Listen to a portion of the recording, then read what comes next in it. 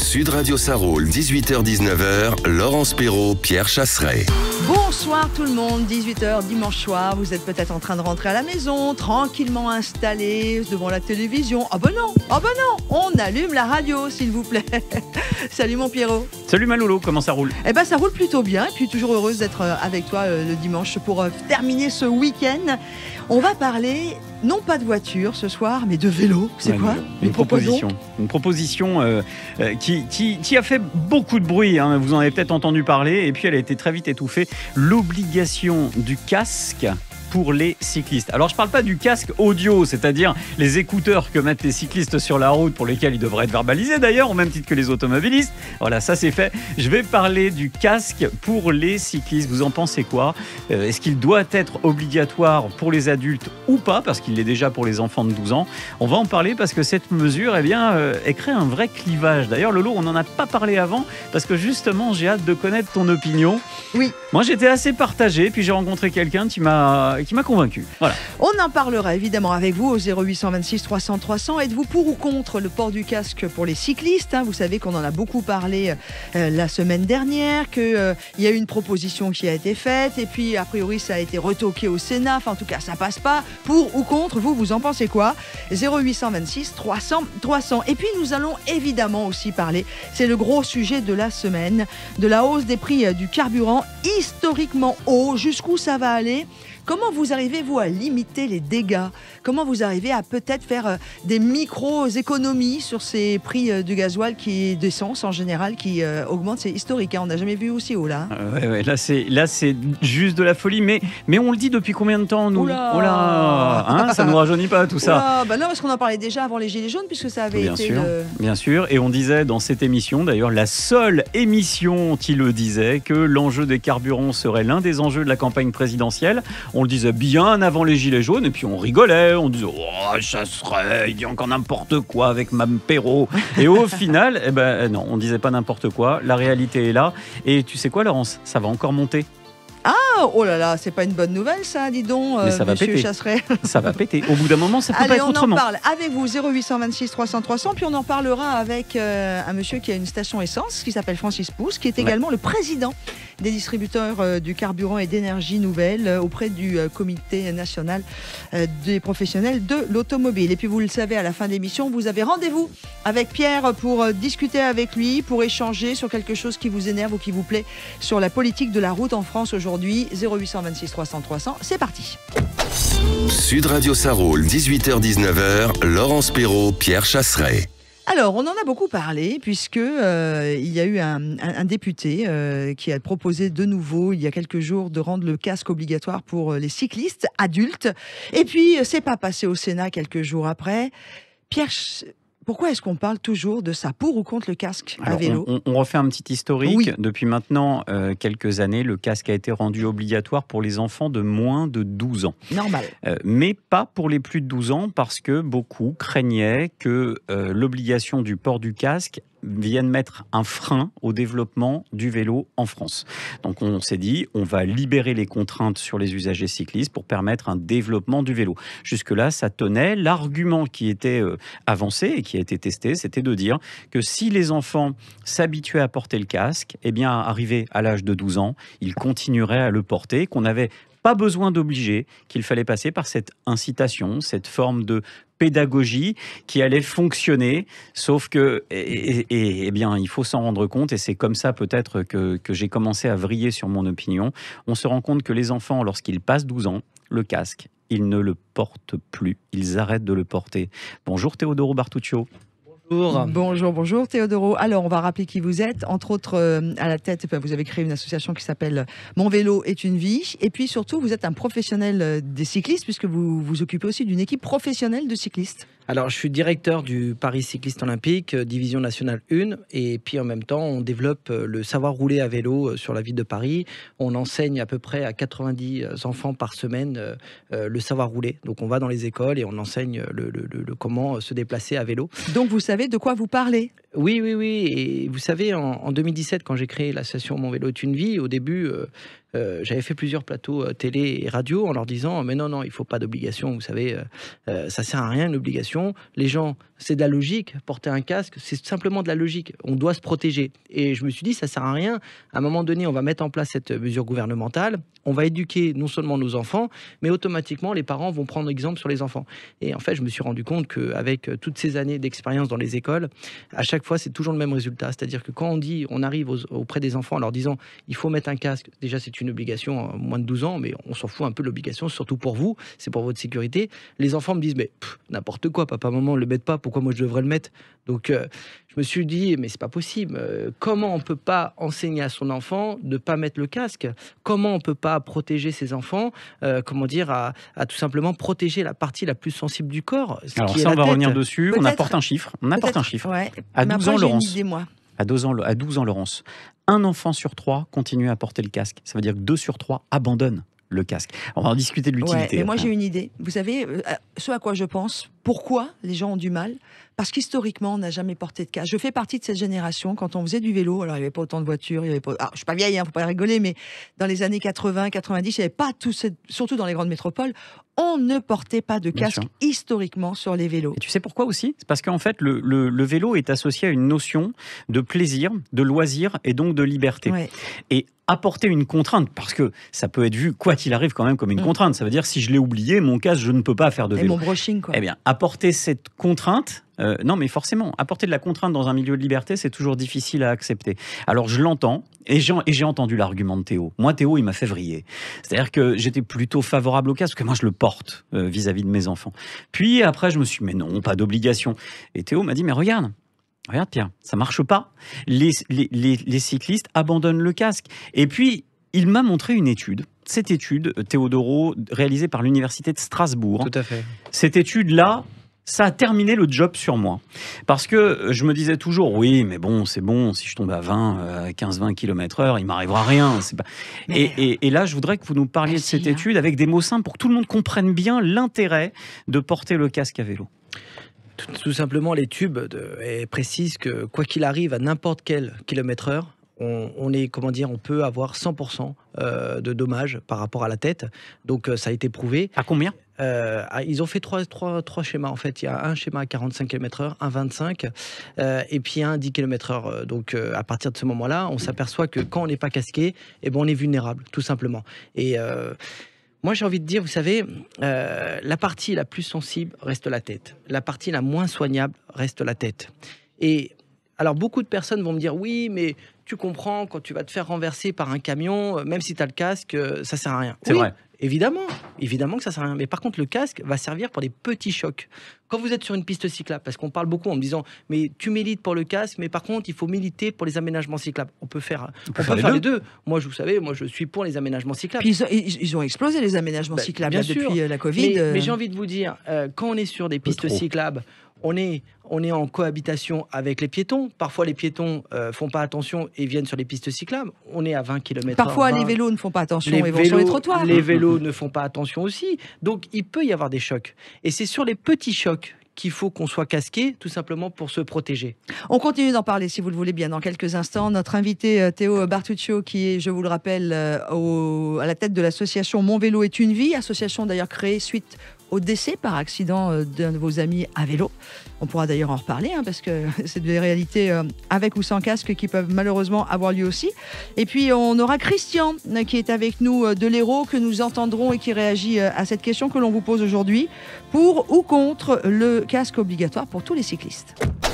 Sud Radio Sarraul, 18h-19h, Laurence Perrault, Pierre Chasseret. Et nous sommes avec vous, vous le savez, ensemble pour parler de ce sujet. Dans quelques instants d'ailleurs, sur Sud Radio et dans Sarraul, on évoquera la hausse historique des prix des carburants. Jusqu'où ça va aller? Comment d'ailleurs on explique la hausse des carburants au-delà du prix du baril? Comment limiter les dégâts? Comment faites-vous pour moins payer ou en tout cas moins consommer le carburant? On en parlera avec Francis Pousse qui est entre autres à la tête d'une station-service. Mais tout de suite, mon Pierre, on parle de vélo. 0826 300 300. Pour ou contre vous le casque obligatoire pour les cyclistes à partir de 12 ans? Puisqu'on en a beaucoup parlé la semaine dernière avec notre invité qui est avec nous. Il s'agit de Théo Bartuccio, entre autres Mon Vélo est une vie, directeur sportif voilà. Du Paris Cycliste Olympique. C'est ça c'est bien. Donc une équipe de cyclistes professionnels. Vous êtes avec nous au téléphone. Bonjour Christian. Oui, bonjour. Comment suis ça arrêté va? pour vous parler, vous voyez. Ah, c'est cool. Salut Christian, vous nous appelez d'où? Vous nous appelez d'où, Christian? Alors, je vous appelle d'une région qui est très agréable, qui est à côté de Béziers, entre le Cap d'Agde et Pézenas. Ah, je Ah, connais bien. alors là, je connais, c'est chez moi. Donc donnez tout de suite Non, le nom vous, de la ville. c'est au-dessus, c'est 7. Entre Cap d'Agde et Pézenas, c'est plus Non, mais bas que 7. C'est chez moi. Non, c'est un peu plus haut. Alors, Non. Voilà. ah, si. Ah non, c'est plus bas. Ah bah non, c'est plus haut. Ah bah Ah non. non, c'est plus haut. Ah, attention mon Pierre, t'as 7. Ensuite, bah, en dessous, t'as écoutez, Béziers. faites-le. Et entre les deux, t'as Cap d'Agde et Pézenas Ah dans non, les je suis terres. pas d'accord. Ah La bah, réalité vient de Christian. Christian, c'est plus haut ou plus bas? J'y ai vécu. Pas mes parents. Ok, vous êtes. Alors, ok, je vais juste pondérer un petit peu les choses. Vous êtes dans un triangle entre effectivement Béziers, Pézenas et Cap d'Agde. Ça vous fait une bonne forme triangulée. Vous avez un village qui s'appelle Valros, qui est un Oui, super je connais. village. Et Non, mais la c'est question ici que je importante, vous appelle. Christian. Voilà. Là-bas, il y a. La question Non, mais importante, moi, c'est bien là-bas, Cap d'Agde est bien au sud de 7 quand on va vers Béziers. légèrement, oui, c'est vrai. Merci Pierre Chasseret. Mais Cap d'Agde, mais il est pas au Cap, il est à Valros. Moi, je vais te dire un truc. Alors, non. À Valros, il y a Excusez-moi. mon héros et ma mère. Ok. Écoute, on vous écoute, Ok, Christian, je- pardon. Je vous fais juste une petite rectification, puisqu'en plus je suis pilote. Entre 7 et Cap d'Agde, le Cap c'est un 270. D'accord. Hein, quoi? Oui, en deux mots, vous êtes légèrement sud-est, mais très très légèrement. très C'est légèrement. ça, mais au sud Sud-ouest. de 7. Très légèrement. ok. Je sais, je le vois Bon. de la fenêtre. Allez, on Vous parle avez- vélo un peu après avoir parlé géographie, Allez, nous on pardon. adore. Parlons vélo. Alors, la réponse à votre question, personnellement, je suis partisan pour deux raisons. Rappelez-vous juste d'une chose, c'est que avant, les motards, les gens qui étaient en moto, ne portaient pas le casque. Et après, on a rendu le port du casque obligatoire. Et on s'est rendu compte que la mortalité avait notablement baissé. Fatalement. Et maintenant, tout le monde accepte le port du casque sur les motos et y compris aussi sur les scooters. Et on reviendrait pas en arrière. Et on ne reviendrait pas en arrière parce qu'aujourd'hui, on a fait d'énormes progrès dans la technologie du casque lui-même, dans la protection lui-même, La dans le confort du légèreté, le casque. confort, bien Et- sûr. Même esthétique. Et aujourd'hui, pour le vélo, il y a un gros développement qui se fait sur le confort du casque. On prend en compte effectivement toutes les suggestions que vous avez aussi vous relever quant à l'esthétique aussi pour les femmes, etc. Mais je crois que ce qui est fondamental, c'est qu'il faudrait aussi se poser une simple question, c'est le travail que les chirurgiens ont à faire quand ils ont à rattraper le faciès d'une personne qui est tombée au sol et qui s'est fait défigurer complètement. Et là, vous verrez que le prix du casque en regard, il n'est pas cher du tout. Vous savez, Il est Christian, vraiment très adapté. Théodoro m'a donné un argument pareil, moi qui m'a fait vriller sur le port obligatoire du casque. Il m'a dit, écoute Pierre, il m'a dit, dans une voiture, tiens, Théodoro, raconte cette histoire, l'histoire de la voiture avec le côté exemplarité. Oui, oui, tout à fait. En fait, c'est ce Théodoro que je disais Bartuccio. l'autre jour. On peut pas demander à ses enfants de mettre la ceinture à l'arrière et puis à l'avant, les parents de pas mettre la ceinture. C'est logique. Et je reviens tout à fait ce que je suis entièrement d'accord avec vous. À chaque fois que je rencontre des professionnels de la médecine, c'est toujours la même suggestion en me disant mais il faut rendre obligatoire le casque. À chaque fois, on a des gens qui arrivent à l'hôpital, qui ont des traumatismes crâniens, et ça devient c'est trop important en fait. Il y a un vrai problème. Parce qu'on le rappelle, le Bien port sûr. du casque obligatoire pour les moins de 12 ans, pas obligatoire pour les adultes. Donc, ramener à la voiture, ça voudrait dire le port de la ceinture pour les gosses, mais pas pour les adultes. C'est-à-dire, on dirait aux enfants, non, papa, il la met pas, c'est pas obligatoire. C'est ridicule. C'est-à-dire qu'aujourd'hui, s'il y a une mesure de sécurité qui est vraiment acceptable, et j'ai envie de dire, quelqu'un qui aime le vélo, vraiment, qui veut en faire, ça sera pas un frein pour lui. Il y a mettra son Christian casque. qui habite donc au sud de 7. C'est pas vrai. Ah si, mais si. Excusez-moi, une seconde si je peux me permettre. J'allais vous poser une question, Christian. Parce que Pardon. là, j'analyse un peu ce que vous avez dit. Il vous manque juste un petit propos dans votre analyse qui est ce qu'on appellera le démonstratif. C'est-à-dire expliquer à un enfant pourquoi le port du casque est obligatoire est une chose. Lui montrer un peu aussi les conséquences du non-port du casque est très important aussi. Mais là, en l'occurrence, Expliquer. Christian, excusez-moi de vous couper, c'est pas trop les enfants dont on parle, c'est vraiment le port du casque à partir de 12 ans, donc pour les ados et les adultes. C'est à eux qu'il faut aussi montrer les dégâts. Oui, mais vous avez entièrement raison, mais il faut vraiment expliquer le pourquoi de la chose, montrer, allez faire un tour une fois à Garches, vous allez voir un peu les dégâts qui sont causés par des gens qui ont des motos et qui ne font pas attention, ou des gens qui ont des vélos et qui ne font pas attention, qui vont rouler trop vite et qui vont brûler un feu rouge et qui vont se faire éclabousser par une voiture. Et Ouais, ces gens-là, ouais. ils se retrouvent une Et fois... attention, peu importe avec- la cause, parce que j'entends déjà la voix de certains cyclistes qui vont dire oui, mais c'est peut-être la faute de l'automobiliste qui l'a shooté. C'est peu importe Non, la puis, cause. Ce qui est important, c'est de protéger. on aura peut l'air tomber malin. tout seul, hein. Non, puis on aura l'air malin à dire oui, ok, c'est pas de ma faute. Ok, c'est pas de ta faute, mais t'es à l'hôpital quand même. Hein. Et puis, n'accusons personne. Et puis, merci beaucoup, Christian, pour votre intervention. Mais parce que des fois, l'état de la route est aussi à l'origine de chutes. Mon papa est tombé parce qu'il y avait une route qui était très mauvaise. Alors, il s'est cassé plein de choses. La tête, il y avait un casque, il faisait du vélo avec un club, donc ça allait, mais... L'état de la route, ça peut être l'état du vélo aussi. Oui. Imaginez que vous cassez votre chaîne. Qu'est-ce qui se passe? Vous tombez en avant. D'accord. Et si vous n'êtes pas casqué, traumatisme crânien. Comment... Merci beaucoup à Christian, on vous embrasse très très fort du côté de l'Hérault. Ne légiférez pas en permanence. Je crois qu'il faut plutôt travailler sur l'exemplarité. Légiférer, c'est agresser les gens. C'est leur donner... Alors, donc vous êtes contre la loi, obligations. en fait, Christian, vous êtes Non. contre l'obligation. Comment on fait? Non, je suis pour le système démonstratif. Je suis pas pour mettre toujours derrière des personnes des menottes ou des fusils en leur disant. Alors c'est faites ci, peut-être, faites ça. je vous trouve un peu Donc, dur il parce faut- que non, mais il y a pas Non, de il faut, c'est que on sait très bien comment on fonctionne tous, Christian. Je suis Ouais, désolée, soit on fait, mais si soit on on fait n'est pas, pas quoi. obligé, Ouais. on le fera pas. Enfin, excusez-moi, il faut arrêter. Enfin, moi, je suis pas d'accord en disant. Je suis d'accord sur le côté, on peut apprendre, on peut amener des preuves, etc.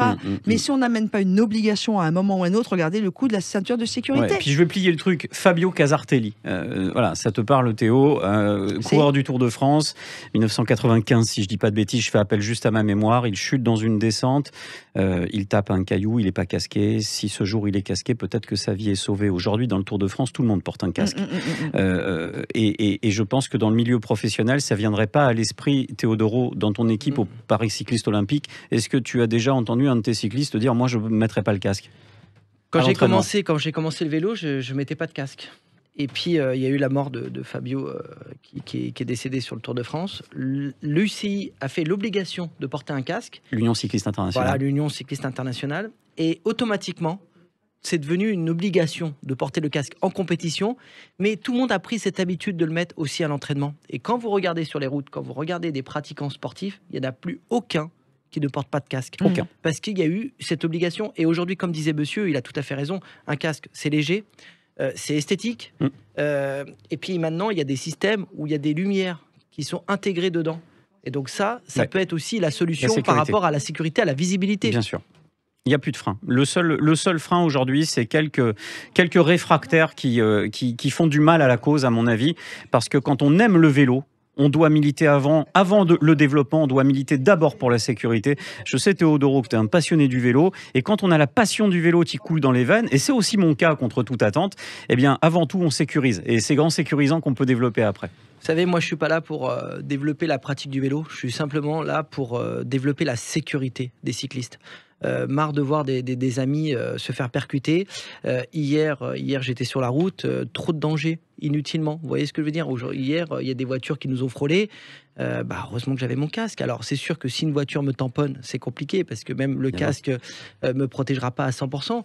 Mais vous savez, avant de demander aux autres de faire attention à moi, je dois faire moi-même Exactement. attention. Et puis surtout, il faut vraiment avoir la conscience de ce qui se passe dans nos villes aujourd'hui. C'est-à-dire qu'il y a un tel développement du vélo comme moyen de déplacement qui était avant juste un moyen de loisir. Je ne sais pas combien, il faudrait qu'on arrive à avoir les chiffres du nombre de personnes qui, depuis la Covid, un peu avant, mais surtout depuis la Covid, utilisent le vélo. Et je ne sais pas si ça monte. En tout cas, moi, à Paris, je ne vois que ça. Et ça devient Ça se tasse un petit peu. hyper compliqué. Ça se tasse un peu, mais parce que c'est l'hiver, Pierre. Je pense qu'au printemps, on va tous les Oui, voir. mais on a retrouvé le nombre de déplacements d'il y a 1 an ou 2, en fait. Après un pic de développement, on revient sur... Mais quoi qu'il arrive, qu'on soit contre, pour, en tout cas, il y a des usagers à vélo qui ont besoin d'être sécurisés, qui ont besoin d'aménagement. Il faut juste que ce soit fait intelligemment. C'est Point. ça. Voilà. Et puis, alors, pour ou contre l'obligation du casque, on dit quoi? On dit oui. Allez, on vote. On vote. Alors, Allez, moi je dis pour. avec tout ce que vous avez dit, je ne peux être que pour, sinon je suis un peu ridiculement bête. Je vais l'assumer. C'est vrai qu'au début, moi, quand je vais faire mes courses, je prends encore mon vélo sans mon casque. Ouais, mais peut-être je que vais là, aller m'en acheter un peut-être que tu maintenant. vas penser à Théo. Voilà. Vous savez, la plupart des gens qui nous Théo. mettent des messages sur les réseaux sociaux et qui nous disent « Oui, je suis pour l'obligation du casque », c'est parce qu'ils ont eu un accident en amont. Et ils ont compris en fait la nécessité d'avoir un casque. J'en ai pas eu, je croise les doigts, mais moi je le fais pour mes gamins. J'ai un très beau casque. En plus. J'ai un très beau casque. Pas vrai Théo. J'ai un très très beau casque et je le mets parce que je veux montrer à mes enfants que se déplacer à vélo, c'est mettre un casque. Voilà, point. Et puis regardez, on va faire juste un parallèle avec l'équitation. À une époque, l'équitation, le casque n'était pas obligatoire. C'est devenu obligatoire suite à quelques accidents. Et ben, maintenant, tout le monde le met et il n'y a pas de souci, quoi. De toute façon, si tu ne portes pas ton casque, tu n'es pas assuré. Et généralement, les clubs ne te laissent pas monter sur le cheval. Voilà. Mais et ça se fait très bien. Toutes les évolutions viennent du monde professionnel. Au bout d'un moment, bien évidemment que le casque sera un jour obligatoire pour les cyclistes. Ça l'est dans le milieu cycliste. Donc ça viendra là, les innovations de voitures. Le ski, c'est pareil, ça y est. Faites donc, attention, vous qui allez sur les pistes. Il faut que les réfractaires qui font beaucoup de bruit dans les médias soient remis à la place parce que ce ne sont pas des militants du vélo, ce sont des militants anti-voiture avant tout. Voilà, quand on aime le vélo, on se protège. Merci beaucoup Théo Bartuccio. Mon vélo est une vie, auteur d'ailleurs de livres aussi. Et puis patron du Paris Cycliste France. Non, toujours pas. Non, Paris Cycliste Olympique. Olympique. Bah oui, mais comme Paris va devenir olympique en 2024 et que c'est en France. Mais nous, on sait que tu as raison. Allez, merci tout de suite. Non, j'ai pas raison sur ce coup-là, je me suis bien planté. À suivre, la hausse du carburant. On en parle avec vous sur Sud Radio 0826 300 300. Sud Radio Sarraul, 18h-19h, Laurence Perrault, Pierre Chasseret. Hausse des prix des carburants, c'est historique, c'est reparti, ça recommence. Refaire son plein va devenir un vrai souci pour une grande majorité d'entre nous. On en parle de cette hausse des prix, mon Pierre, avec vous bien sûr au 0826 300 300. Vous nous appelez tout de suite pour nous donner votre avis. Est-ce que vous faites des choses un peu attention pour moins consommer? Est-ce que vous avez des plans B? Comment vous gérez tout ça? Est-ce que vous siphonnez? Arrête, tu sais que... Mais ça revient à la mode, mais c'est une catastrophe. Oui, ça devient vraiment, c'est une catastrophe. Est-ce que cette hausse de prix est juste due au prix du baril de pétrole? Eh ben non. On va en parler avec Francis Pousse qui est avec nous au téléphone. Bonjour Monsieur Pousse. Oui, bonjour. Salut Francis. Président Salut. Distributeur Carburant et Énergie Nouvelle auprès du CNPA, donc le Comité National des Professionnels d'Automobile, qui va changer de nom, qui est en train de changer de nom d'ailleurs. Et vous avez aussi une station essence au Mans, donc vous savez bien de quoi vous parlez. Alors Oui. Francis Pousse, première question, elle est très simple, on attaque dans le dur. L'État semble se dédouaner un petit peu sur ce coup-là en disant c'est pas nous, c'est le prix du baril. Allez, on fait le point, vous nous expliquez un petit peu à quoi sont confrontés les automobilistes aujourd'hui. Alors oui, effectivement, le prix du baril se surenchérit, mais je rappelle que la majorité du prix du carburant, la grande majorité du prix du carburant, ce sont des taxes, entre 60 et 70 centimes, selon que ce soit qu'on parle de gasoil ou d'essence, avec une TVA qui s'ajoute sur la totalité de ce prix, c'est-à-dire le coût du carburant, la taxe.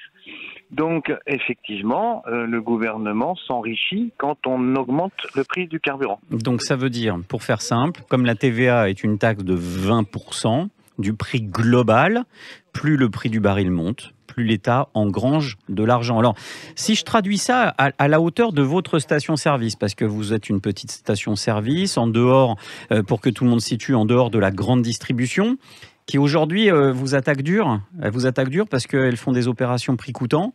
Vous, c'est votre métier, les petites stations-service. Vous ne pouvez pas faire du prix coûtant, sinon vous êtes juste mort. Je rappelle que la marge nette, et c'est pas nous qui l'inventons, c'est l'État qui l'a prouvé, certes il y a quelques années, mais à l'occasion d'une énième crise où on nous demandait déjà de diminuer nos marges, et on a eu l'intelligence de faire intervenir les services du ministère des Finances à l'époque, qui a bien prouvé qu'on n'avait que 1 à 2 centimes tout réseau confondu. Ça, c'est la première chose.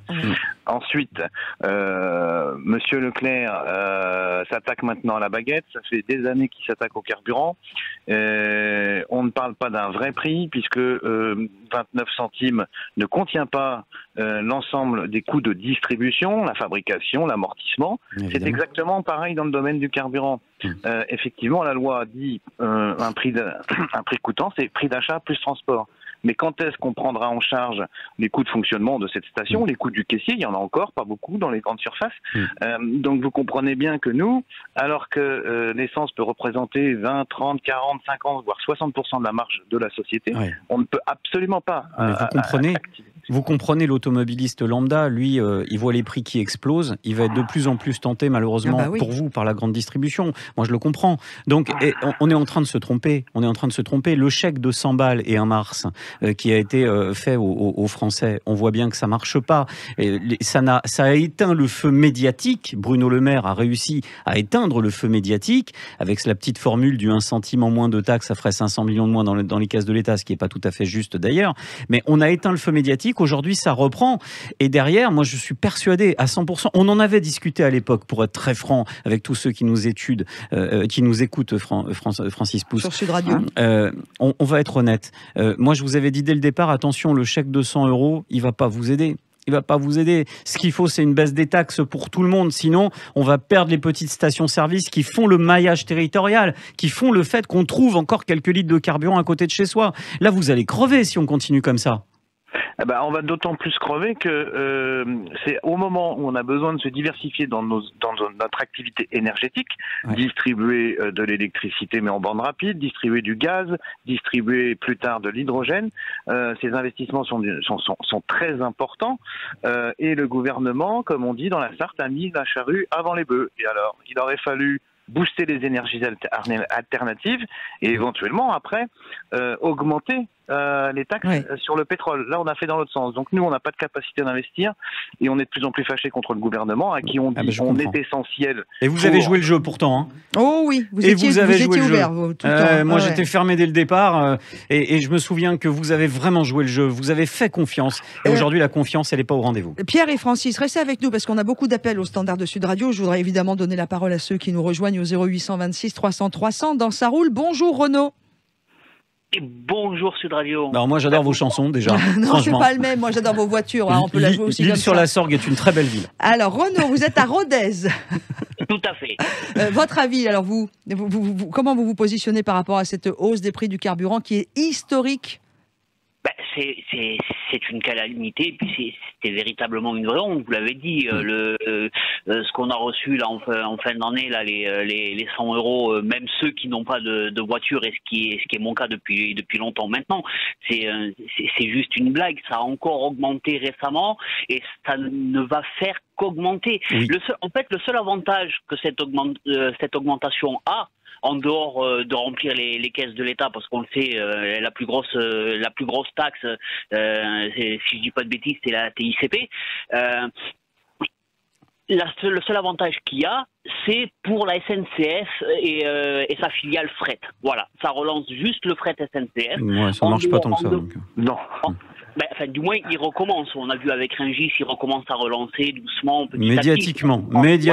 Mais vous savez, il y a plein de sujets médiatiquement qui font du bruit, c'est pas pour autant qu'il y a du monde. J'apporte de l'eau à votre moulin. Les taxes carburant, c'est environ 43-45 milliards d'euros dans les caisses de l'État par an.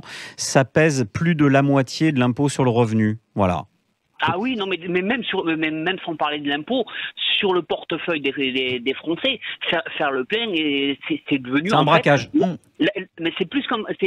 Ça va au-delà du braquage. En fait, déjà, Macron, avec la vaccination... ça, c'est un autre sujet. Non, mais ça, c'est un autre sujet. On ne va pas aller dessus. C'est un autre sujet. Mais quelque part, pour moi, c'est plus ou moins lié. Maintenant, non, c'est pas lié. Non, faire le plein, c'est faire le plein. Se faire vacciner, c'est faire vacciner. Non, ça n'a rien à voir. Je ne peux pas vous laisser, Renaud... Ce que je veux dire par là, c'est qu'en fait, c'est devenu, la voiture, c'est devenu un luxe. Voilà. Maintenant, ça, on est d'accord. Vous voulez une voiture, vous payez les assurances qui sont hors de prix maintenant. Vous payez une essence qui maintenant, bientôt va falloir, comme vous le disiez tout à l'heure, limite siphonner, même si c'est complètement illégal. Non, mais c'était une blague. Mais arrêtez, on peut pas laisser dire ça sur cette antenne non plus. C'était stop. Oui, quoi. On sait que ça va arriver. Non, mais Renaud, c'est pas vous. Je le dis, je te entends de la blague, mais vous vous rendez compte qu'il y a un temps où il y a déjà eu des blocus de Total, etc. Parce que ça avait augmenté. On va aller où comme ça? On est en train d'appauvrir. Tout à fait. Je vais vous répondre. On se pose toutes ces questions. Je vais vous répondre et Francis Pousse, vous allez derrière m'arrêter parce que c'est vous le professionnel. Merci beaucoup Renaud de votre intervention. Merci Renaud. Moi je vais vous répondre à Renaud. On va vers un 2 € le litre, y compris en province. Non mais y compris en province. Parce que pour l'instant on y est sur des stations, on y est sur l'autoroute ou des stations de grandes villes. sur quelques stations de grande ville, puisque les coûts d'exploitation de nos confrères parisiens sont énormes. Ils sont livrés par moitié, même pas par quart de camion, parce qu'on peut pas rentrer plus gros, etc., etc. Donc c'est un épiphénomène, mais moi le premier, ce matin, j'ai encore subi une hausse. Et sur le samplon 98, j'y suis pas, mais j'aurais très très mal au cœur quand je devrais annoncer 2 euros. Ça c'est sûr. Non, il y a un autre truc. Le pauvre Francis Pousse, moi je connais sa station-service à Francis Pousse. Il est dans un milieu où à côté vous avez une station-service d'une grande distribution.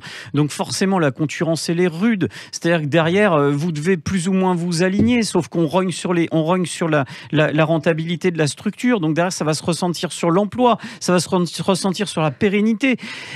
Moi je m'inquiète, mais je m'inquiète pour les stations-service qui sont, je pense à Péragude, station-service en bas du col de Perrossourde à Loudanvielle, ça va être une catastrophe. Je voudrais juste, François Pousse, qu'on explique aussi quelque chose que nous, on a l'impression... Francis. C'est pas grave. C'est son frère. Excuse-moi. Jumeau.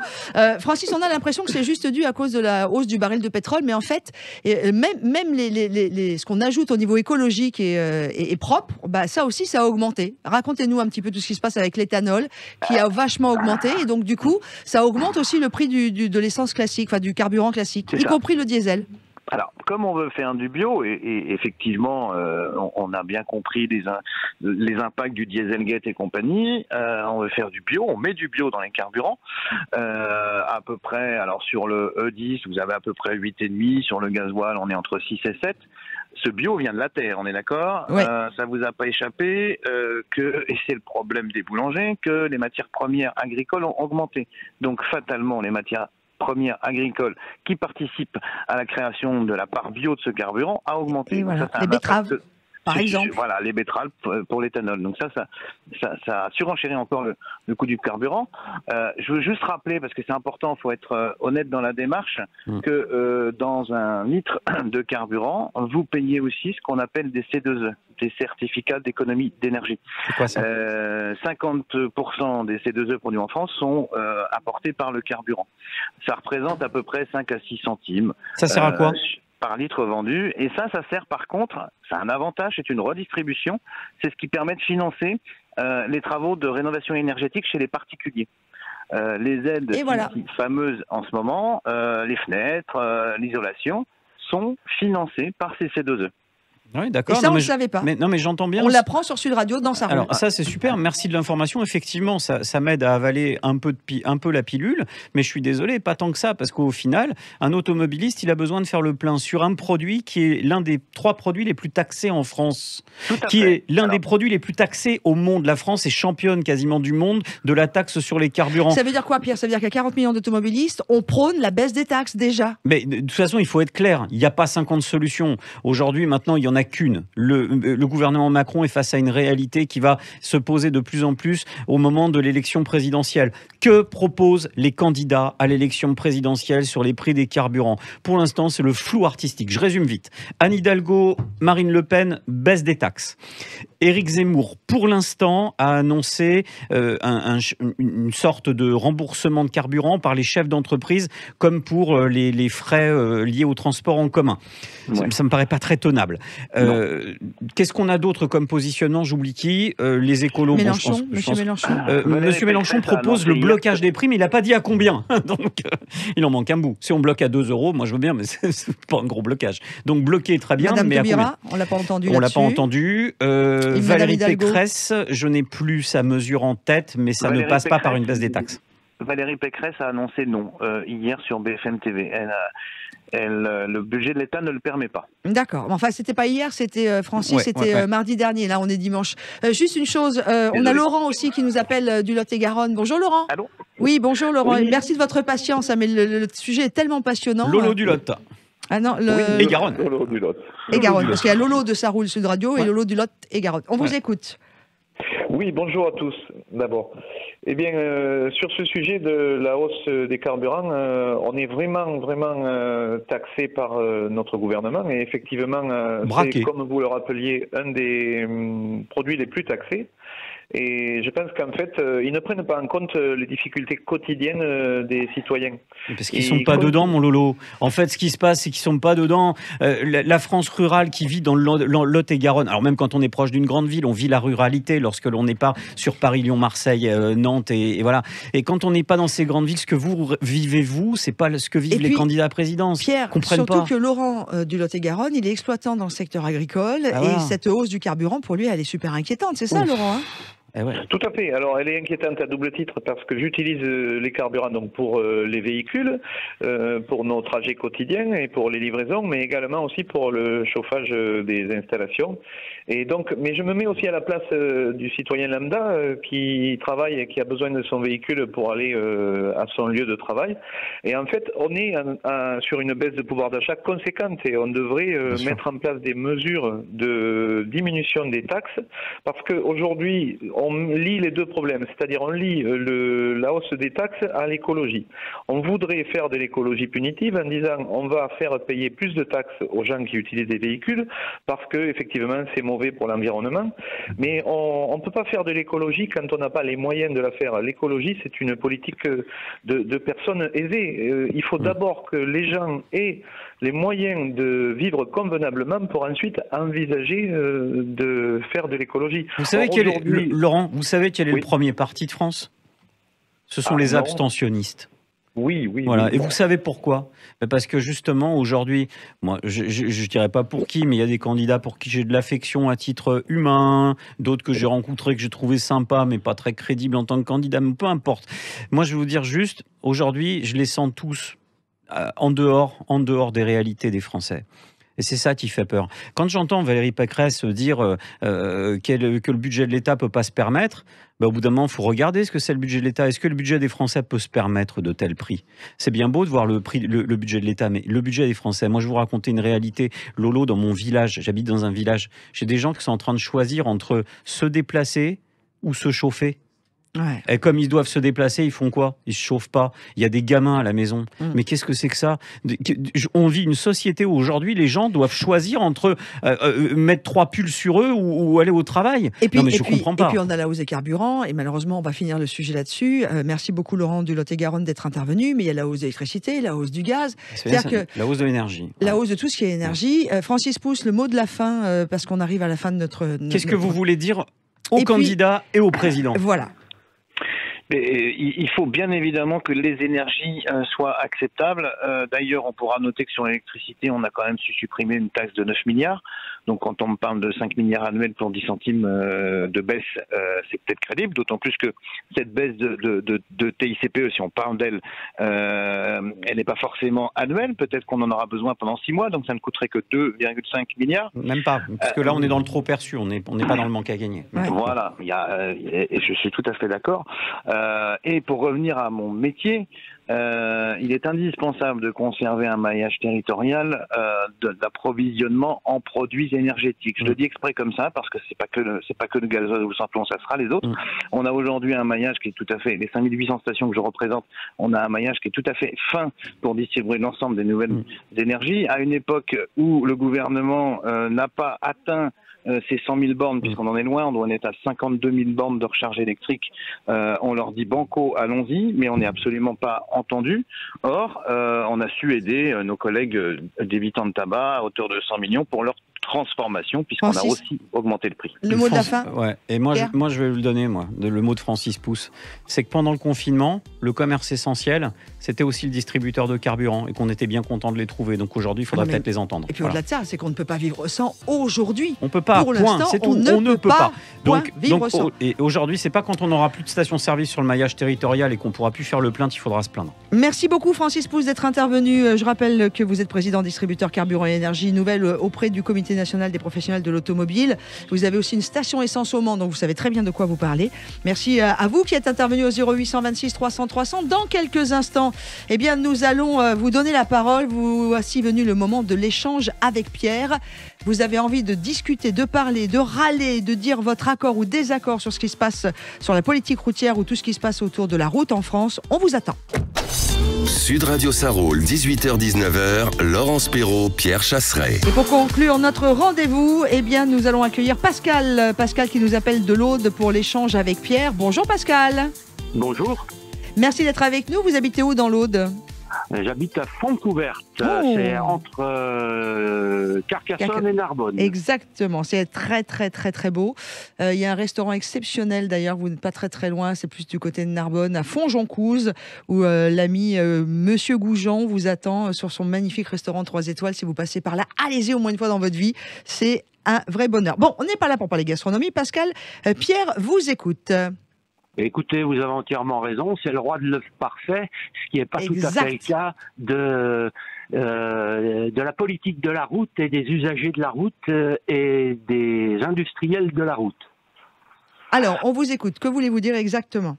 Eh bien, c'est simple. Moi, je suis un ancien commercial, je suis à la retraite depuis 1 an. Pendant 37 ans, j'ai fait une moyenne de 120 000 km par an, donc je suis qu'un petit utilisateur de la route. Exactement. Et quand j'entends mon homonyme délégué de la sécurité routière, Monsieur Barbe... Ah, il est plus là, c'est fini depuis... vous le reverrez plus, comme dirait l'expression consacrée. Au moins, je reprends de la fierté à porter mon nom. Parce que quand on veut trouver des solutions sur la route, comme dans le reste du monde, on tourne en rond pour ne rien faire. Et ça m'a agacé toute ma vie sur la route, et ça m'agace encore parce que en fait, on cherche à faire de nouvelles choses alors qu'il suffit d'appliquer des règles simples pour minimiser les choses. Alors ça y est, je vois où vous voulez en venir. C'est-à-dire que vous dites, ce que vous me dites là, c'est inutile de prendre davantage de mesures. Le code de la route est déjà assez fourni. Arrêtons de rajouter des mesures, faisons déjà respecter les règles du jeu. J'ai bien résumé ? Oh, pas tout à fait, mais c'est un peu ça. C'est simple, vous voyez. Donc je suis pas loin. On se pose des questions sur les accidents sur la route. Or, c'est très simple. Pourquoi un camion double un camion alors qu'il est limité à la même vitesse ? Pourquoi une voiture a un compteur qui est faux et que les gens qui croient rouler à 130 km/h disent mon compteur est faux, donc il roule à 135. Celui qui roule à 130 dit moi je respecte 130. Donc on roule tous les trois sur la même file, sur la même truc, on partage un lieu commun et personne en fait ne fait pour que ce soit respecté. Sur la voiture, s'il y avait un bouton où on clique 130 et qu'on roule à 130, personne n'aurait besoin de se doubler. Alors, votre proposition, si on doit en extraire une, parce que j'ai bien compris qu'il y en aurait plusieurs, alors j'ai fait un petit calcul pour ceux qui me voyaient à l'antenne, j'ai multiplié 37 années de carrière par 120 000 km. Vous avez fait quand même 4 440 000 km dans votre vie à titre professionnel. Wow. Ça reste propre, donc vous savez à peu près de quoi vous parlez. Sans accident. Sans accident, donc ça c'est chouette. Ce que vous proposez, c'est une mesure simple qui permettrait d'avoir, sans avoir un outil d'aide à la conduite connecté dans la voiture, Coyote, Waze, Google, ce que vous voulez, vous proposez que les constructeurs mettent en place des compteurs kilométriques qui soient précis, de manière à ce qu'il n'y ait pas des gens qui disent moi je vais rouler 5 de plus parce que mon compteur est faux et en fait vont se faire prendre au radar parce qu'il était juste, etc. Ce que vous demandez, c'est que les constructeurs mettent en place finalement des compteurs de vitesse qui soient juste parfaits par rapport à la vitesse à laquelle on roule. C'est effectivement une des solutions très simples qui pourrait être mise. La deuxième chose, comme je vous l'ai dit, c'est je ne comprends pas qu'un camion qui est limité à 90 km/h et aujourd'hui a la possibilité d'y rouler quelles que soient les circonstances, de charge ou d'autres choses, pourquoi ce camion limité à 90 km/h double un autre camion ? Il y a forcément un problème. C'est vrai que surtout le gain. Alors j'ai la solution parce que j'en ai parlé à nos amis sur la route routier. C'est toujours la même problématique, celle que vous donniez au départ. C'est qu'en fait certains vont rouler au régulateur de vitesse pour être persuadés de ne pas être pris au radar. Et en fait quand ils roulent au régulateur, eh bien une variation d'1 ou 2 km/h par camion peut faire qu'au bout d'un moment ils se retrouvent derrière un camion. Nous quand on roule derrière un camion, on n'apprécie pas parce qu'on manque de visibilité. Eh bien vous savez quoi, le routier sur la route, il est pareil. S'il veut rouler 1 ou 2 km/h plus rapidement que son collègue qui est en face, malheureusement, s'il veut se libérer de la visibilité, il va dépasser. Alors, je suis comme vous, je suis très ennuyé par ce genre de situation où des fois on est sur autoroute et on a envie de s'arracher les cheveux. Excusez-moi Pierre, moi ça m'ennuie pas du tout. Vous savez, on utilise tous plus ou moins souvent dans notre vie l'autoroute A7. Sur l'autoroute A7, vous avez un col qui s'appelle le col du Grand Bœuf. Le col du Grand Bœuf, il est interdit de doubler 5 km avant et 5 km après pour tous les poids lourds. Ok, et ça double quand même. Et c'est équipé de caméras tous les 200 mètres. Eh ben, vous connaissez la solution. La solution que je propose, elle est très simple. C'est remettre en place une police de la route qui est là pour traquer les comportements véritablement dangereux. Donc, si on mettait ça en place, eh bien, je peux vous dire que ça n'arriverait plus. Ça serait aussi bête que ça. Mais en tout cas, quel bel échange. Moi, je suis très frustrée, malheureusement, que ça se termine maintenant, parce qu'il faut que l'on vous laisse. Pascal, c'était exceptionnel. Vous n'hésitez pas à revenir discuter avec nous, Pascal. Vous êtes vraiment... En plus, vous avez du bon sens, vous avez de l'expérience. Merci beaucoup d'être intervenu dans Ça roule ce dimanche soir. On vous retrouvera très vite. Waouh, je suis frustrée là que ça s'arrête maintenant, mais l'heure, c'est l'heure, malheureusement. Merci beaucoup, mon Pierre. On se retrouve dimanche prochain. Il a fait 100 fois le tour de la Terre dans sa carrière en voiture. Dimanche prochain pour le prochain rendez-vous de Ça roule, et on te retrouve dès demain matin dans les petits matins. 6h17, aux côtés de Benjamin Glaise. Faut être matinal, hein, mais quand on aime la route, on est matinal. On compte pas. Et puis on prend le petit café ensemble. Passez un bon dimanche soir et bon début de semaine à tous.